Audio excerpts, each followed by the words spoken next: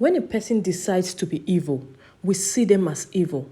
But when the evil deed is directed towards a child that is helpless and defenseless against you, then that is truly demonic. Welcome back to my channel, everyone. Today we shall be talking about a crime that was committed against a child. The story goes thus. Musa was a 2-year-old at the time of the crime. He was 25 months old, and he was born into a polygamous family somewhere in the north. The father was from Gado local government in Kano State. He had 3 wives. Musa's mother happened to be the last wife. However, when Musa was born, the father divorced the mother and took Musa away from her and handed Musa over to one of his other wives, specifically his first wife, Zainab. Zainab then was in charge of the care of Musa. The father, Mr. Muritala, decided that Zainab would be in total care of this child, while the mother would not have access to him at all, since he has divorced her. In this case, when Musa was 21 months old, the father noticed some things. According to him, he actually spoke to his other wives, and they said that the boy was being attacked by evil spirits and had epilepsy. But let's just go straight to the point. On March 21st, 2016, the father returned home and saw Musa lying on the floor. Musa is a 21-month-old, as at this time, he was already 25 months old. He was lying on the floor unconscious, bleeding from several parts of his body. The father then took Musa to the hospital. When the hospital attendants and doctors opened Musa up, removed his clothes, what they saw shocked them beyond reasonable doubt. They looked at Musa, looked at the father, and then called the police. What did they see? Musa's genital has been cut off with a sharp object. Musa's eyes, his left eye, had been blinded, and he had pus and blood oozing out of the eyes. When they asked his father at first, he said it was due to epilepsy, that the injuries were due to epilepsy.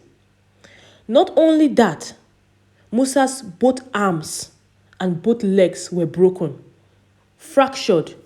He could barely raise any of them. His tongue was cut with a sharp object. When the police arrested the father, he then said that this child has been in the care of his 2 other wives, specifically his first wife, Zainab. They picked up Zainab, took her to the police station, and she still insisted that the injuries were due to epilepsy. Now tell me, does epilepsy cut the tongue with a sharp object? How does epilepsy break the 2 arms and 2 legs of a child? And how does epilepsy cut off the private parts of a 2-year-old? People are evil, and evil beyond what you can imagine.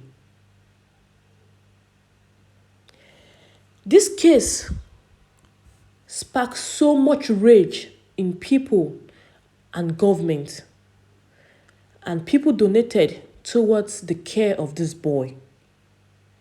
He was treated in the hospital, flown to the Federal Capital Territory of Nigeria, Abuja, where he was seen by professional doctors and other consultants. Some of this part of his body were stitched, like his tongue. It was stitched. He could barely talk, but he could at least make some sound. His face was also stitched, his eyes, one eye already blind, nothing could be done about it. His legs were cast, his arms were cast, and had some bone surgery done for him. Musa is currently recovering in the hospital, and also he has been handed to his mother for care.